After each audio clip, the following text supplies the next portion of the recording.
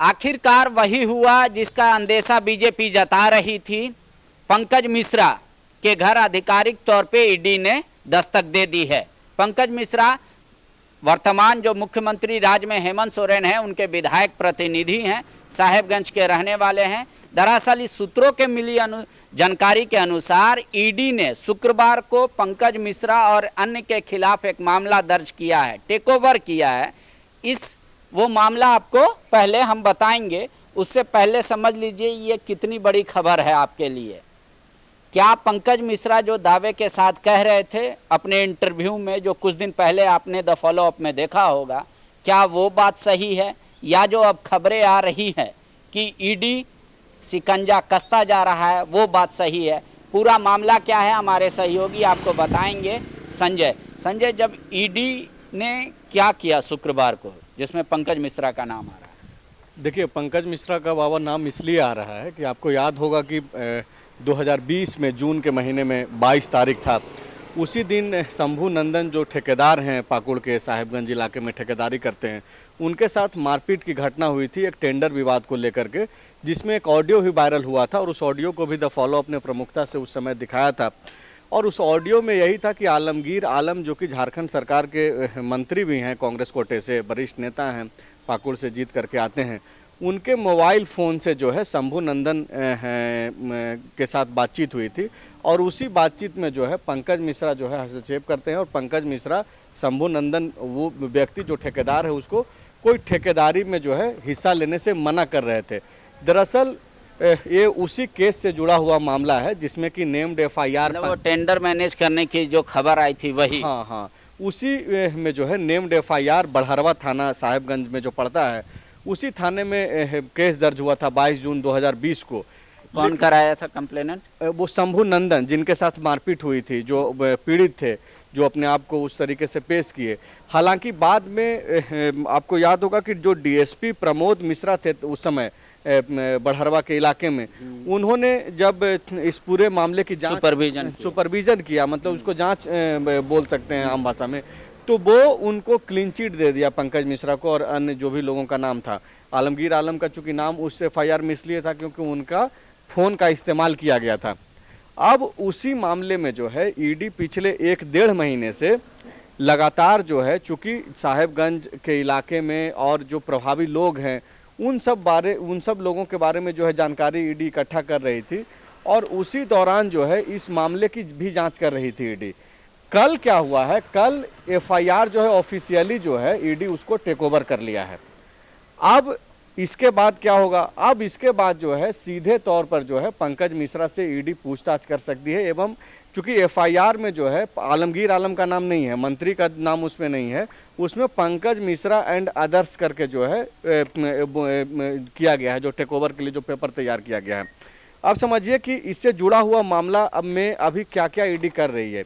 ED जो शंभू नंदन है, वो जो हम लोगों के पास जो सूत्र है, वो टोल नाका का ये था, टोल नाका से जुड़ा हुआ मसला था।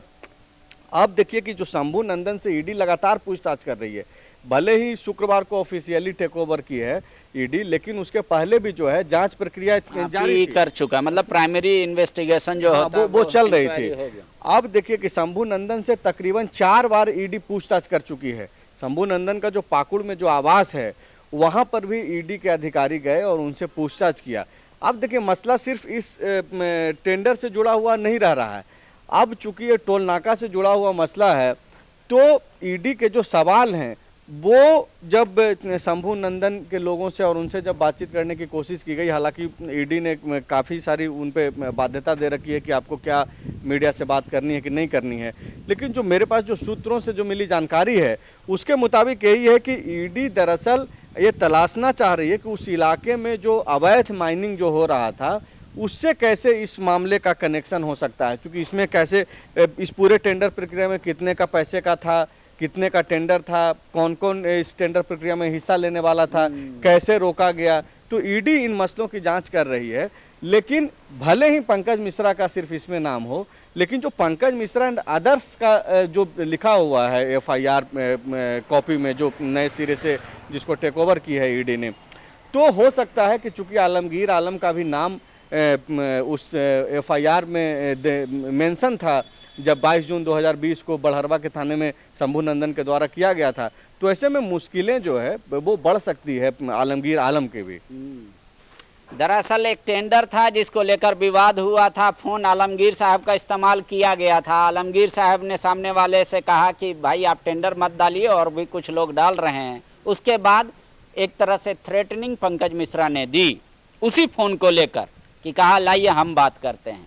तब वो आपको ऑडियो अब दिमाग में आ भी रहा होगा, मारपीट भी हुई थी। हाँ, उसके बाद जब वो टेंडर डालने गए थे तब वो घटना था कि उनके साथ मारपीट हुई। लेकिन आखिरकार कहा जा रहा है, पंकज मिश्रा का दावा है कि टेंडर भी अमुक आदमी को ही मिला था, हम लोग पीछे हट गए थे। देखिए, इसको आप ऐसे भी समझ सकते हैं, जो दर्शक लगातार ईडी की कार्रवाई के बाद से जो इन तमाम खबरों को जो देख और समझ रहे हैं, आप देखिए कि जो साहेबगंज का डीएमओ या फिर जो दुमका के जो डीएमओ आए थे, तो दुमका के डीएमओ से जब पूछताछ के ईडी की टीम कर रही थी तो उसमें बाकायदा यह कहा भी गया था कि पूरे जो साहेबगंज का जो इलाका है, संथाल का जो इलाका है, वहाँ पे अगर आप काम कुछ करना चाहते हैं तो भाई आपको पंकज मिश्रा से अनुमति लेना पड़ेगा, पंकज मिश्रा के मर्जी से ही काम होगा वहाँ पर। इस तरीके का जो है वो काम चल रहा है। ऐसा बात आया सामने ईडी। तो अब आप समझिए कि ये जो मतलब ये सिर्फ बातें अभी कोई हाल की बात नहीं है। ये 2020 में भी मारपीट की खबरें आई थी, ऑडियो वायरल हुआ था पंकज मिश्रा का।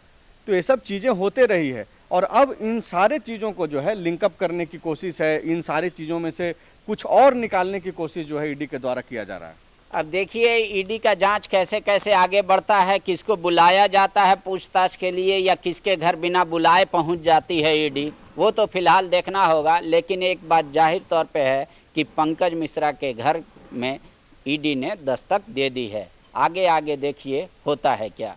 शुक्रिया। बायोम डॉक्टर बनने का है सपना मगर सही गाइडेंस की है कमी, तो आए बायोम। रांची में सिर्फ मेडिकल की तैयारी के लिए एक बेहतरीन संस्थान, नीट और एम्स की तैयारी के लिए सन 2001 से मेडिकल प्रिपरेशन के लिए सबका भरोसेमंद संस्थान बायोम, इनू एवं नगराटोली, रांची।